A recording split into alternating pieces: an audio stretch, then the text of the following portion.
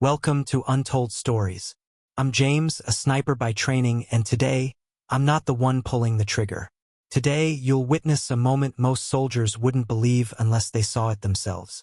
She was just the target tech. No rank, no spotlight, no expectations. Until a Navy SEAL handed her his rifle, half joking, half curious. What happened next? Let's just say, no one laughed after that shot. She never spoke.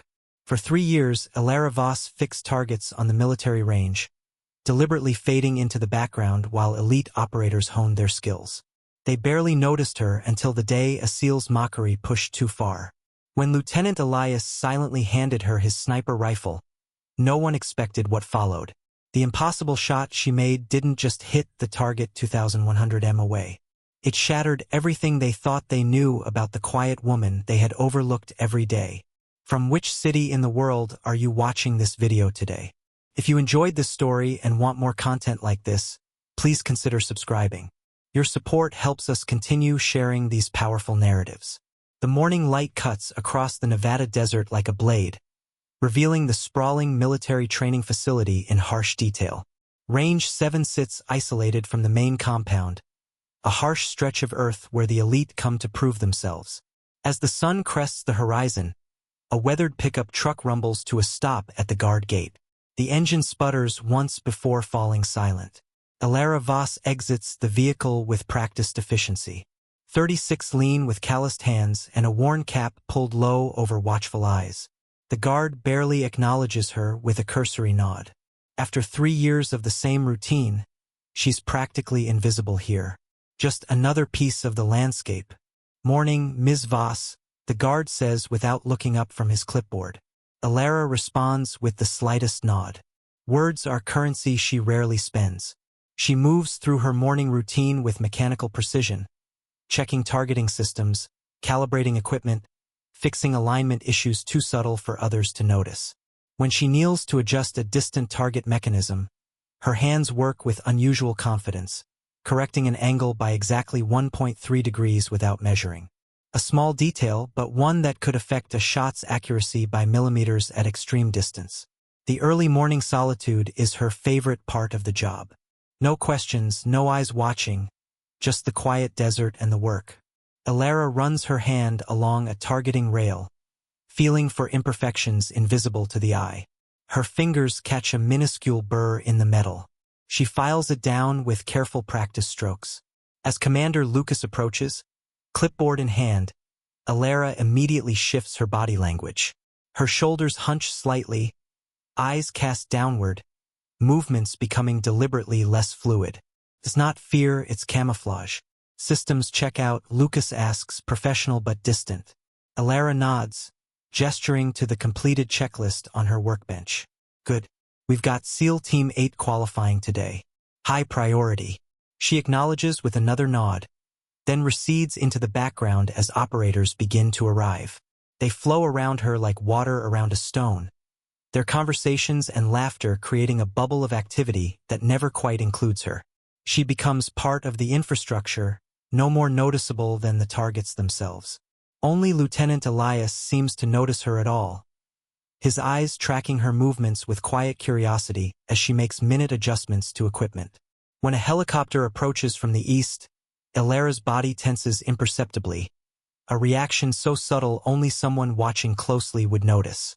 Elias notes the reaction, filing it away with other observations about the range's most enigmatic employee.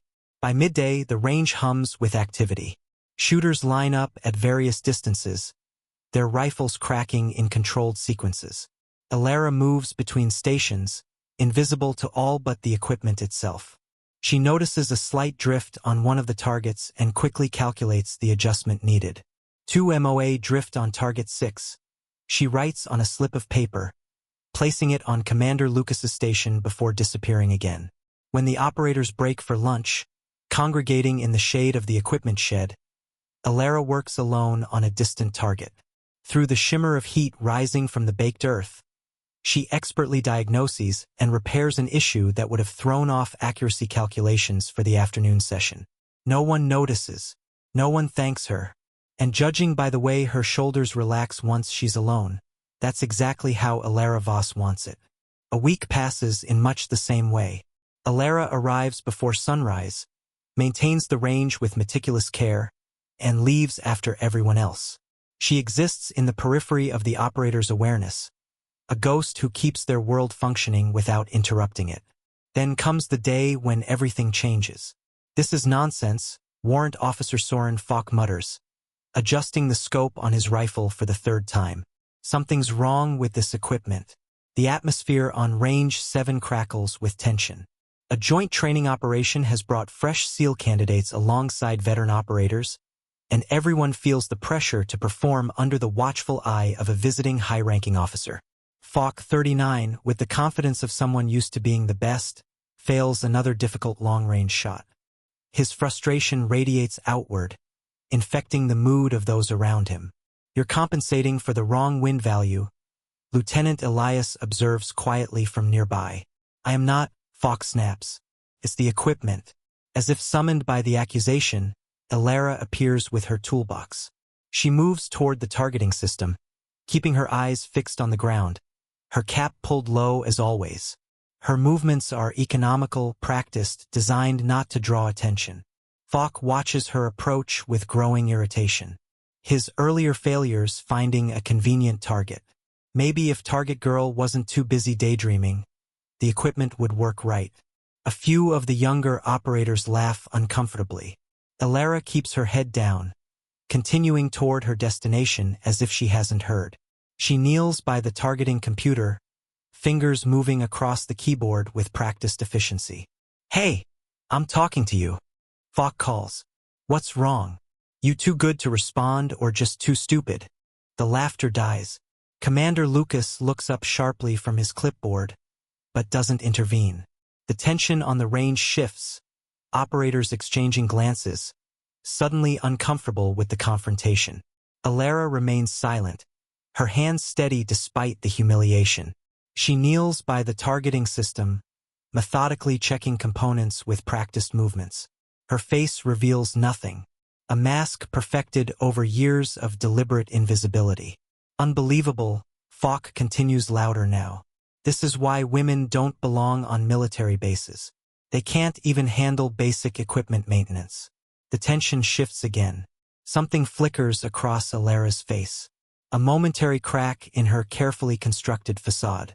It's gone almost immediately, but Lieutenant Elias catches it, his eyes narrowing thoughtfully.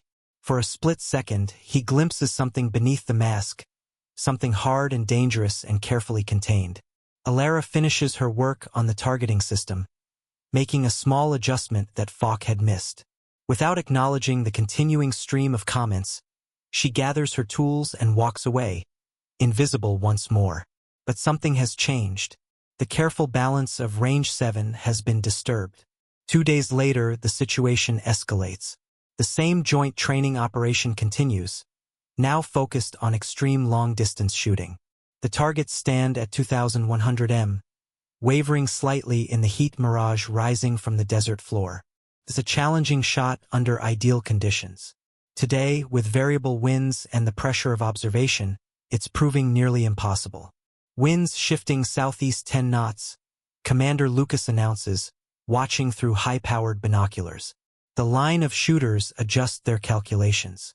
Rifles crack in sequence. Results are mixed, but no one has managed a perfect center hit yet. Falk, still smarting from his earlier failures, grows increasingly agitated with each attempt. Alara works quietly at the far end of the range, repairing a mechanical target that had jammed during the morning session. She's deliberately positioned herself away from the main firing line, away from Falk and his cutting comments. Through her protective earwear, the crack of rifles sounds distant, almost dreamy. When she finishes her repairs and begins walking back toward the main station, Falk's voice carries across the range. "Hell, even the target girl could hit better than some of you trainees today." Mocking laughter follows. Alara keeps her eyes on the ground, her path calculated to skirt the edge of the gathering. But as she passes, something unexpected happens. Lieutenant Elias steps away from the group and walks directly toward her. His movement is deliberate, unhurried. The laughter dies as operators turn to watch. Without a word, Elias extends his custom Macmillan TAC 338 sniper rifle toward Alara. For a moment, absolute stillness descends on range 7. Alara stares at the weapon, something profound and painful crossing her face. Decision time. What are you doing, Elias? Falk asks, but there's uncertainty in his voice now. Alara doesn't move, doesn't breathe. Her eyes remain fixed on the rifle, a complexity of emotions playing across features usually kept carefully neutral. For the first time since she arrived at range 7 3 years ago, people are actually looking at her, seeing her, and it clearly makes her deeply uncomfortable. Then, with a slow exhale, she accepts the rifle. The transformation is immediate but subtle. Her posture shifts almost imperceptibly.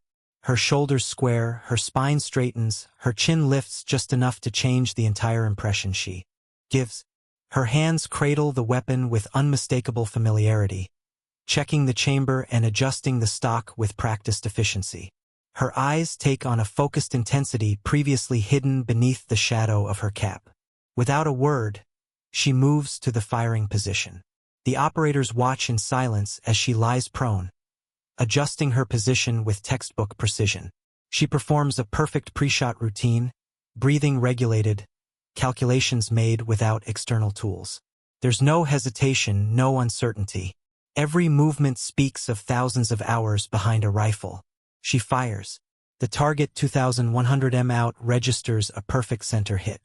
The red flag waves once, confirming what seems impossible.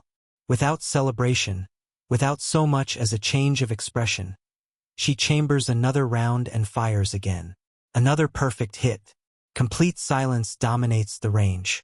Commander Lucas steps forward, studying her with new eyes. Recognition dawn on his face as pieces fall into place. "You're Voss," he says quietly. "Alara Voss." The name clearly means something significant to the senior operators. Younger SEALs look confused, exchanging glances, trying to understand the sudden shift in atmosphere. Elias turns to them. 5 consecutive confirmed kills at 2,300 mi in the Corinal Valley. Under heavy fire, mission classified, record never broken. Falk's face drains of color as he realizes who he's been mocking for days. Alara stands, hands the rifle back to Elias with a simple nod of thanks, and begins walking toward her truck. The stunned silence follows her across the range. No one moves to stop her, but every eye tracks her progress, seeing her for perhaps the first time. As she reaches her truck, Lieutenant Elias appears beside her. "Why?" he asks simply. Alara meets his gaze directly for the first time. Her voice, when it finally comes, is rough from disuse, but clear and steady. "Some ghosts prefer to stay buried, Lieutenant." She climbs into her truck and drives away, leaving the range in silence behind her. But things have irreversibly changed. The morning after Alara Voss revealed her extraordinary marksmanship skills, range 7 buzzed with speculation. Operators who had never given her a second glance now watched her every move, whispering theories about her past. The invisible woman had become the center of attention, a role she clearly despised. Alara arrived earlier than usual, hoping to complete her morning maintenance before anyone else appeared. But Commander Lucas's vehicle was already parked outside the equipment shed, breaking her carefully established routine. "Voss," he said as she approached, his voice neutral but his eyes appraising. "Got a minute?" She nodded once, following him inside. The small office was sparse, utilitarian, much like everything else at range 7. "I made some calls after yesterday," Lucas said, watching her carefully. "Confirmed what I suspected. You were Force Recon before transitioning to a classified JC unit, distinguished service in Afghanistan. Multiple commendations." Alara's expression remained impassive, giving away nothing. Then something happened in the Coringal Valley. Operation Broken Arrow. Lucas leaned forward. "The details are still classified above my pay grade, but the aftermath is clear enough. You were honorably discharged. Psychological assessment recommended civilian transition. Is there a question in there, sir?" Alara asked, her voice rough from disuse. "Why are you here, Voss?" With your skills, you could be doing a lot more than fixing targets. She met his gaze steadily. I like fixing things, sir. The simple, straightforward. Unlike taking lives, her expression flickered momentarily. Yes, sir. Unlike that. Lucas nodded slowly, recognizing boundaries. The qualification exercises continue today. Your presence would be valuable. I have maintenance schedules to keep. Those can wait. It wasn't quite an order, but close enough. Your expertise could benefit these operators. Many of them have never worked with someone of your caliber. Alara hesitated, clearly uncomfortable with the attention being redirected her way. Finally, she gave a single reluctant nod. 0900 hours. Main firing line. Outside, the Nevada sun climbed higher, promising another scorching day. Alara worked methodically through her morning checklist, trying to ignore the curious glances from arriving personnel. By 0900, a sizable group had assembled at the main firing line, including several faces she didn't recognize. Senior officers, including one with general stars, stood in a small cluster near Commander Lucas. Falk arrived last, his expression tight and controlled. He gave Alara a wide berth, the memory of yesterday's humiliation still fresh. Gentlemen, Commander Lucas began. Today we're focusing on extreme long-distance engagement. Before we begin, I want to introduce a special consultant who will be observing and providing feedback. Ms. Alara Voss. All eyes turned to her. Alara stood stiffly, uncomfortable under their scrutiny. The weight of their expectations pressed against her carefully constructed barriers. Ms. Voss has extensive experience with long-distance target acquisition and engagement, Lucas continued, deliberately vague about her background. She'll be evaluating technique and offering suggestions for improvement. The training session began with standard qualification routines. Alara watched silently as each operator took their position, made their calculations, and engaged targets at progressively greater distances. She noticed patterns, tendencies, strengths, and weaknesses in each shooter, but kept her observations to herself unless directly asked by Lucas. Lieutenant Elias performed admirably, consistently placing shots within acceptable margins. When he finished his qualification round, he approached Alara. "Any observations?" he asked quietly. She studied him for a moment before responding. "You're anticipating the recoil tensing just before you pull the trigger. Is throwing your shots too in right at maximum distance." Elias considered this, then nodded. Been trying to correct that for months. No one else noticed. Most wouldn't, she said simply. As the day progressed, Alara gradually engaged more, offering precise technical feedback that demonstrated her deep understanding of ballistics and marksmanship. The operators, initially skeptical, began to seek her input, recognizing expertise when they encountered it. All except Falk, who maintained his distance, his pride still wounded. During a brief break, the general approached Alara. His name tape read Magnus, and his bearing suggested decades of command experience. "Remarkable shooting yesterday, Miss Voss," he said conversationally. "Lieutenant Elias filled me in. 2 consecutive hits at 2,100 me is impressive under any circumstances." "Thank you, sir," she responded neutrally. "Reminds me of reports I read about a mission in the Kringle.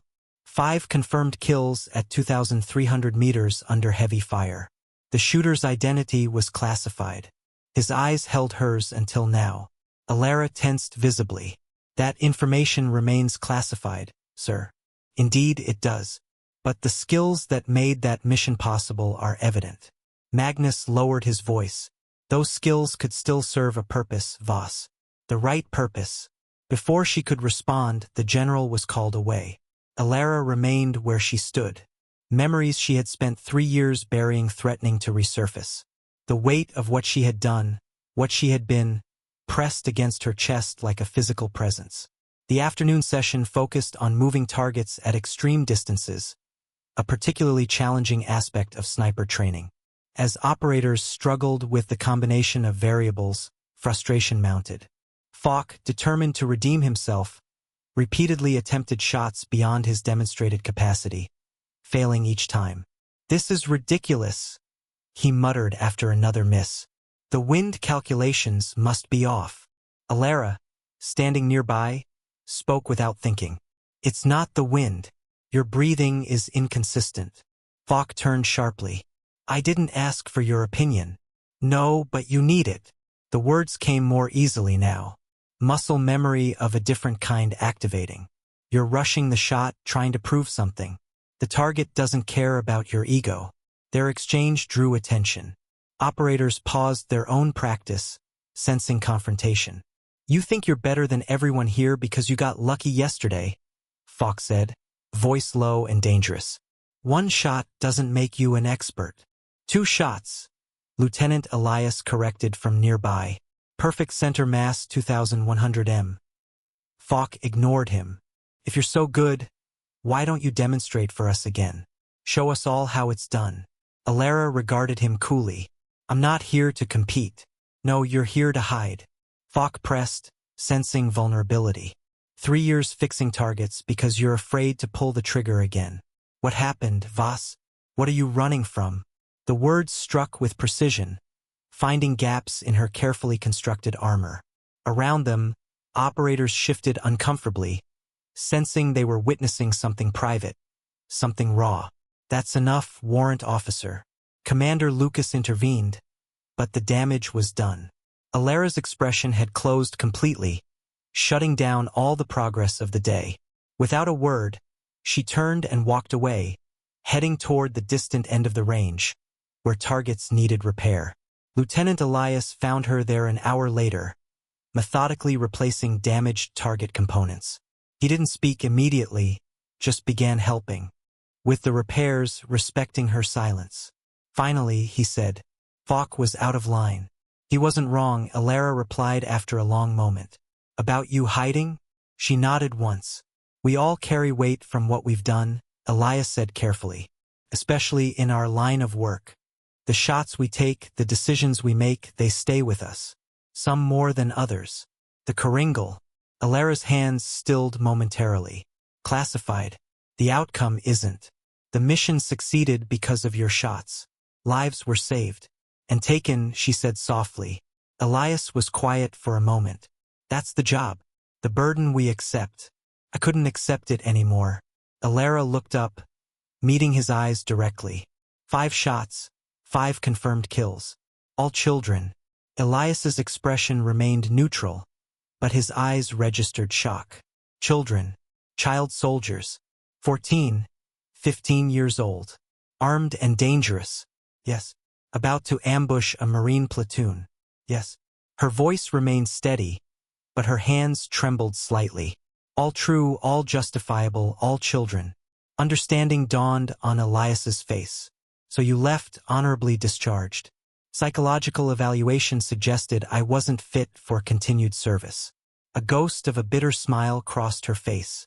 They were right. And you came here where I could fix targets instead of taking them out. Where no one would know what I had done. Where I could disappear. Until yesterday. Alara nodded once. Until yesterday. They worked in silence for several minutes, the confession hanging between them, neither adding nor diminishing the weight she carried. As the sun began its descent toward the western mountains, casting long shadows across Range 7, Elias spoke again. You know, those Marines went home to their families because of what you did. I know, she said quietly. It doesn't make it easier. It's not supposed to be easy. If it were easy, we wouldn't be the right people for the job. He regarded her thoughtfully. The weight you carry, the fact that it still weighs on you after all this time, proves you were exactly the right person. Alara didn't respond, but something in her expression shifted slightly. A minuscule crack in the armor she had built around herself.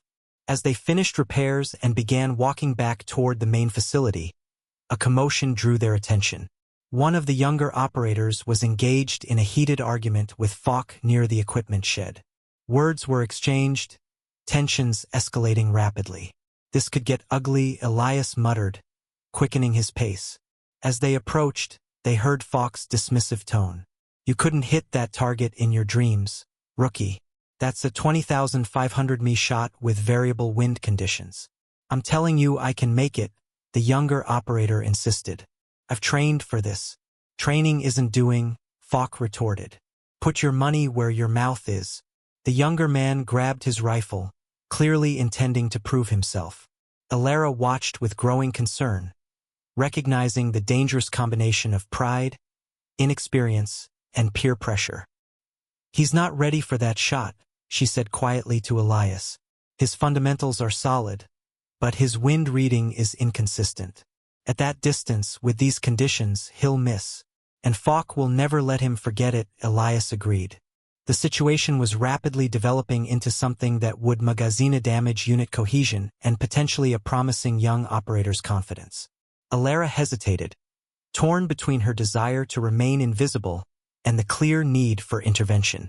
Decision time again. With a deep breath, she stepped forward. Before you take that shot, there's a technique you should know. All eyes turned to her, including Falk's, narrowed with suspicion. For wind adjustment at extreme distances, she continued, her voice gaining strength. There's a calculation method they don't teach in standard training. The younger operator looked at her uncertainly, then at his rifle. Will it help with this shot? It might, she said honestly. But more importantly, it will help with every shot after this one. For the first time in 3 years, Alara Voss deliberately stepped into the light, sharing knowledge she had kept buried with her past. As she explained the complex calculations for extreme long-distance shooting, operators gathered around, including some who had dismissed her just days ago. Even Falk listened, his professional curiosity eventually overcoming his wounded pride. In that moment, something shifted within Alara. The burden she carried didn't disappear. But perhaps, just perhaps, there was a way to balance it with something positive, something that might save lives rather than take them. The days that followed brought subtle but significant changes to Range 7. Alara Voss still arrived before dawn and still maintained the targets with meticulous care, but she no longer disappeared into the background. When operators asked questions about long-distance shooting techniques, she answered them, her expertise flowing more freely with each passing day. Commander Lucas observed these changes with quiet approval. The morning after Alara had stepped forward to help the young operator, he approached her as she calibrated a target system. I spoke with General Magnus, he said without preamble. He's impressed with what he saw yesterday. Alara continued her work, adjusting a sensor with practiced precision. I just showed them a calculation method. You did more than that. You connected with them, used your experience to help someone else improve. Lucas leaned against the equipment table. Magnus wants to formalize your role here, official marksmanship consultant in addition to your regular duties, if you're interested. Her hands paused briefly. I'm not sure I am. Think about it, Lucas said. Your choice. No pressure. As he walked away, Alara realized how different this felt from the military orders that had defined much of her life. A choice freely offered, the weight of expectations without the burden of command. It was unfamiliar territory. Later that morning, Lieutenant Elias found her replacing a damaged target face. Heard about Lucas's offer, he said, helping her secure the new target. Thoughts? Still processing, she admitted. Not sure I'm ready to be that visible again. Elias nodded, understanding. For what it's worth, the team's talking about what you showed them yesterday. Even Falk admitted the calculation method was something he'd never seen before. High praise, she said dryly. From him? Absolutely. Elias handed her a screwdriver. There's a middle ground between completely invisible and standing in the spotlight. You could find that balance here. Alara considered his words as they finished the repair in companionable silence. The idea of a middle ground was appealing, a way to use her skills without resuming the role that had cost her so much. At midday, she was surprised to see Falk approaching her workstation. His expression was guarded but not hostile. Voss, he said stiffly. Got a minute? She nodded, wiping her hands on a rag. That calculation method you showed yesterday, it's solid. Improved my grouping by 30% at maximum range. The words seemed difficult for him. Where did you learn it? Developed it myself, she said. During deployment, standard calculations didn't account for all variables at extreme distances. Falk's eyebrows rose slightly. You developed it, When lives depend on shot placement, you get creative. He nodded slowly, professional respect gradually overcoming personal pride. I've got a training session this afternoon. Advanced snipers practicing hostage scenario shots. If you're not busy with targets, maybe you could observe. Give some pointers. The invitation was clearly difficult for him. A concession from a man unaccustomed to admitting others might know more. Alara recognized it for the olive branch it was. I'll be there, she said simply. Something shifted between them. Not friendship, but professional acknowledgement, a first step toward mutual respect. The afternoon session proved enlightening for everyone involved. Alara observed quietly at first, but gradually offered specific technical advice that improved each shooter's performance. Her suggestions were precise, practical, and immediately applicable, clearly born from hard-won experience. Falk, to his credit, implemented her recommendations without resistance, his shots becoming noticeably more consistent. When the session ended, he approached her again. "Your knowledge is wasted fixing targets," he said bluntly. "You should be teaching these techniques formally." "Maybe," she allowed, still thinking about it. As the days passed, Alara found herself increasingly engaged with the operators, sharing her expertise in small, manageable doses that felt comfortable. She still maintained her distance emotionally, still kept her past largely to herself, but the wall she had built was developing doorways, controlled points of connection. A week after her impromptu demonstration, General Magnus returned to Range 7. He watched Alara working with a group of snipers, making minor adjustments to their positions that significantly improved their accuracy. "She's a natural instructor," Magnus commented to Lucas. "Firm, but not overbearing, technical but practical." "Yes, sir," Lucas agreed. "Different person from who she was 2 weeks ago." "Not different," Magnus corrected. "Just more complete. She's integrating parts of herself she'd locked away." After the training session concluded, Magnus approached Alara directly. "Walk with me, Voss." They moved away from the main firing line toward the distant targets shimmering in the afternoon heat. "I've reviewed your file," Magnus began. The complete file, including the classified sections regarding Operation Broken Arrow. Alara tensed visibly, but continued walking. 5 shots. 5 confirmed neutralizations of armed hostiles preparing to ambush a Marine platoon, Magnus continued. 23 American lives saved by your actions. They were children, Alara said quietly. They were armed combatants, Magnus countered. Deliberately positioned by Taliban commanders who knew we'd hesitate, who knew the psychological impact it would have on whoever took those shots. Does knowing that make it easier, sir? No, it shouldn't be easy, but it should be contextualized. Magnus stopped walking, turning to face her directly. The fact that it still weighs on you speaks to your character, Voss. Not everyone carries that weight.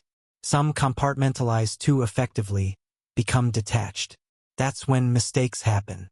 Alara met his gaze steadily. "With respect, sir, I couldn't compartmentalize enough. That's why I left." "You left because you needed distance. Time to process. That's different from running away." Magnus gestured toward the operators still visible in the distance. "What you're doing here, sharing your knowledge. That's how we honor difficult choices, by ensuring others have the skills to make those choices correctly when their time comes." His words struck something deep within her, a perspective she hadn't fully considered. Every technique she shared, every adjustment she suggested potentially meant the difference between a clean shot and a miss, between lives saved and lives lost unnecessarily. "Consider Lucas's offer," Magnus said. "Not because we need you, though we do, but because you need this, a way to transform what haunts you into something constructive." As Magnus walked away, Alara remained standing among the distant targets, considering his words. The Nevada sun beat down, harsh and clarifying as she weighed choices that suddenly seemed less binary than before. That evening, as most personnel departed Range 7, Alara found herself lingering, moving through the equipment shed with unhurried steps. The familiar tools and components had been her refuge for 3 years. A world simple and straightforward, free from the complexities of her previous life.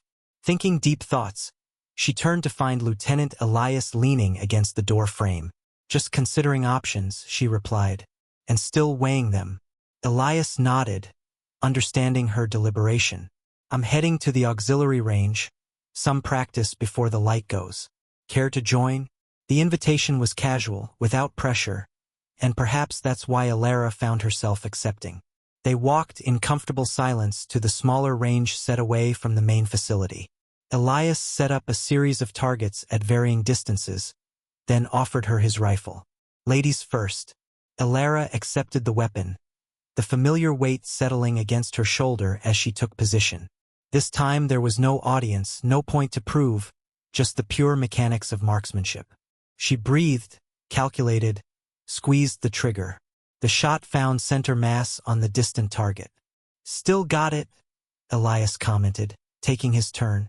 They alternated shots as the sun sank lower, casting long shadows across the range.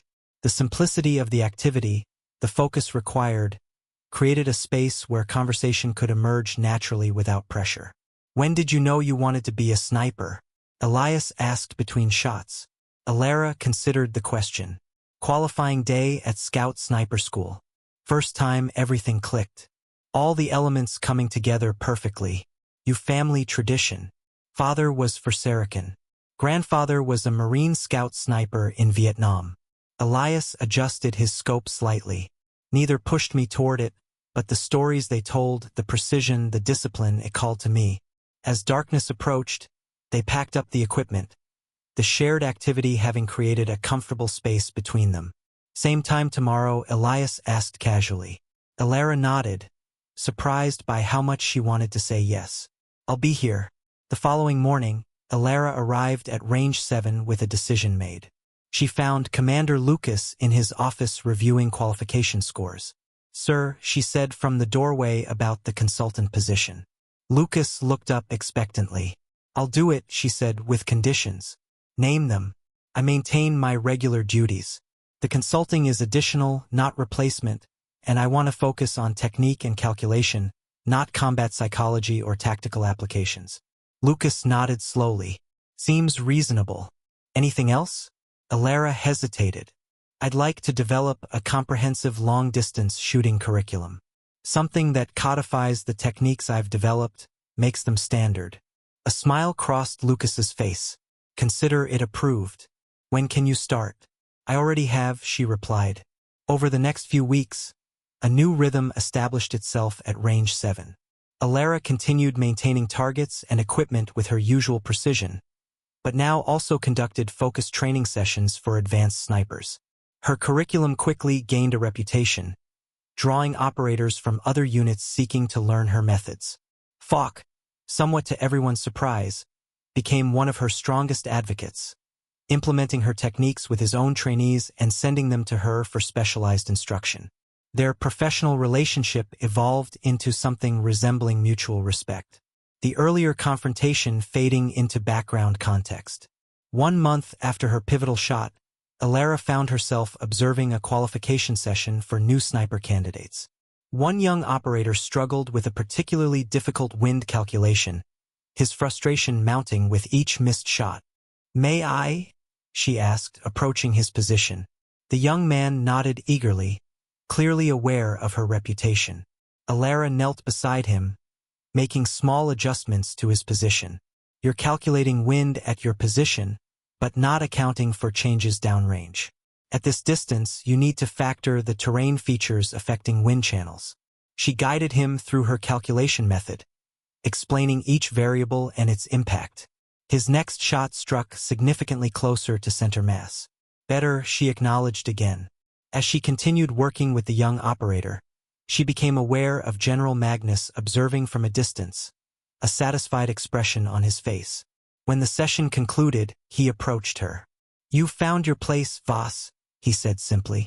Part of it, sir, she corrected. I'm still finding the balance. Aren't we all? Magnus smiled slightly. The burden doesn't disappear, but it gets lighter when shared properly, when transformed into something that helps others. Alara nodded, understanding the truth in his words. The weight of the Kringle Valley would always be with her, but now it was counterbalanced by something constructive, a way to ensure others had the skills to make the right decisions in impossible moments. As the sun set on Range 7, casting long shadows across the desert, Alara walked among the distant targets she had maintained for 3 years. Once they had been her refuge, a way to hide from who she had been and what she had done. Now they represented something different, a bridge between her past and her future. Lieutenant Elias joined her carrying 2 cups of coffee. "Penny, for your thoughts." "Just appreciating the view," she said, accepting the offered cup. "It looks different somehow." "Same view," he noted. "Different perspective." She nodded, sipping the coffee. "I spent 3 years trying to make myself invisible here. And now I'm learning to be visible again on my own terms." The next morning, Alara Voss arrived at Range 7 before dawn, as she always had. She checked in with the gate guard, who greeted her by name. She performed her equipment maintenance with the same meticulous care. When operators arrived for the day's training, she acknowledged them with quiet confidence. Some things hadn't changed. She still preferred action to words, still valued precision above all else, still carried the weight of her past decisions. But as she moved through the familiar landscape of Range 7, there was a fundamental difference. The woman who had once been a ghost, present but unseen, now cast a shadow of her own.